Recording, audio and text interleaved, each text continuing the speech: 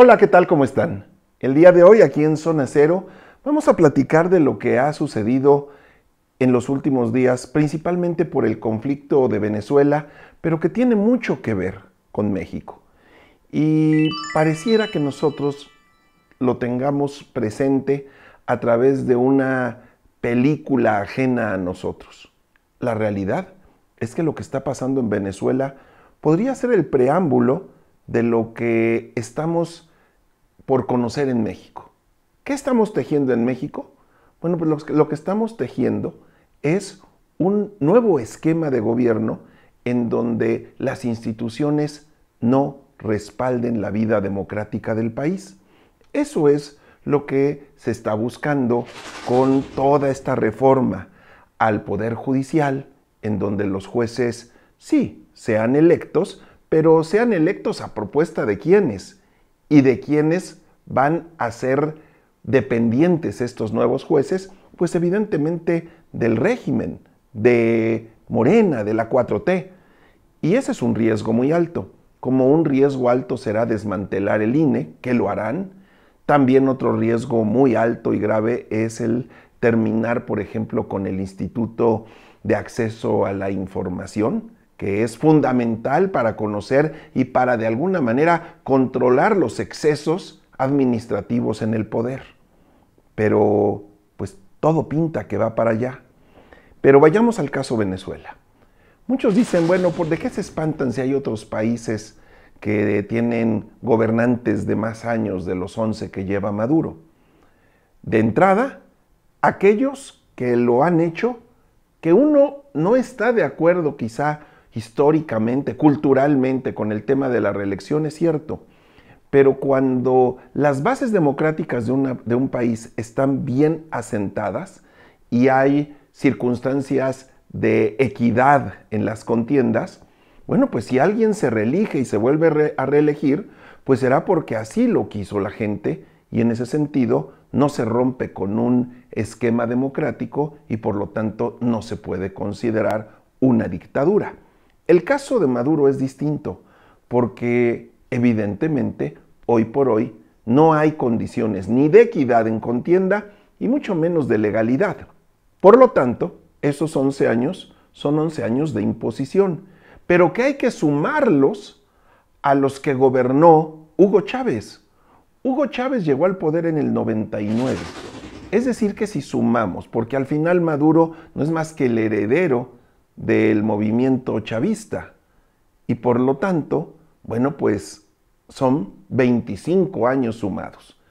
Un cuarto de siglo gobernado bajo un mismo esquema. Este esquema progresista que si lo comparamos, nos vamos a dar cuenta que nosotros vamos con década y media por lo menos de retraso, pero quizás sean los 25 años. ¿De retraso en qué sentido? En cuanto a la forma en la que ha gobernado o se ha gobernado en Venezuela. Veamos. Los programas sociales, esos programas sociales que tanto defiende la 4T, son con los que inició Hugo Chávez su gobierno para fortalecerse y para ganar las primeras elecciones. Llega con un reconocimiento, con un bono social de una mayoría que creyó en él y que por supuesto que cuando esto se traduce a que mes con mes te cae tu dinerito, como pasa acá con los programas sociales, bueno, pues eso le fue dando fortaleza, le fue dando la posibilidad de cambiar incluso la Constitución, de hacer lo que él quisiera. Y obviamente tenía el respaldo ciudadano. ¿Qué sucedió después? Que se fueron acabando los recursos, el petróleo ya no era suficiente con todo y que es un país ampliamente rico en esa materia, y se fueron acabando el país y todo lo que generaba riqueza. Y fueron apretando, y cuando la gente vio que se acabaron esos tiempos de jauja, se empezaron a manifestar en contra. ¿Pero qué pasó ahí? Que ya las instituciones estaban desmanteladas. Ya las instituciones no les permitían a los opositores tener la oportunidad de ganar una elección. Y si eso lo reflejamos a México, nosotros estamos en la primera etapa del chavismo, cuando todos contentos porque te cae tu dinerito. Eso se acaba. Pero de inicio, lo mismo sucedió en Venezuela. Muchos seguidores de López Obrador dicen, pues no que tanto escándalo, no que íbamos para Venezuela y ya se acabó el sexenio y no pasó nada. No, sí ha pasado. Sí ha pasado porque han ido desmantelando, porque han ido creciendo la red de beneficiarios de los programas sociales. Mientras alcance, que evidentemente por eso le quieren pegar a los fideicomisos como el del Poder Judicial, porque se están acabando el dinero. Y va a llegar un momento en el que esos programas sociales vayan mermando y no haya posibilidad de cumplirlos. Y el sector salud carecerá cada día más de medicamentos, el crimen organizado irá creciendo aún más y llegará un momento en el que ese ciudadano que hoy cree en él, cuando ya le pegue en el bolsillo o ya le esté pegando, dirá ya no quiero más. Pero el problema es que ya no habrá ni instituto electoral, ni el INAI, ni va a haber prácticamente nada que pueda protegerlos. Vean ustedes qué pasó con la Comisión Nacional de los Derechos Humanos. La desmantelaron, la desgraciaron en 6 años. Y eso va a pasar con las demás. Por eso es tan importante que nosotros observemos qué es lo que está pasando en Venezuela.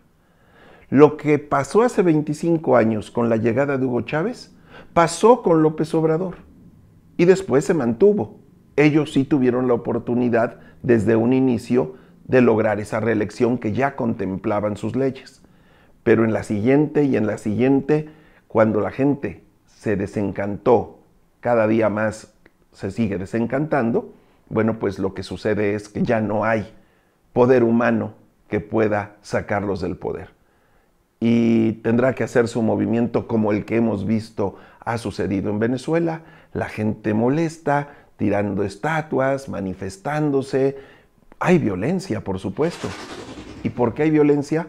Porque no es pueblo contra pueblo, no son progresistas contra opositores, no es el chavismo contra quien ahora busca contrarrestar los excesos de Chávez y Maduro, no. El problema es que es el ejército contra los opositores. No es un tema de conflicto social, es un conflicto en donde los ciudadanos están siendo pues prácticamente avasallados por el ejército de Venezuela.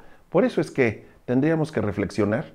Me parece que es importante que exista un partido de izquierda fuerte, pero no que existan partidos dominantes, absolutistas y que se conviertan en los omnipotentes. ¿Qué parte de la historia se nos está olvidando?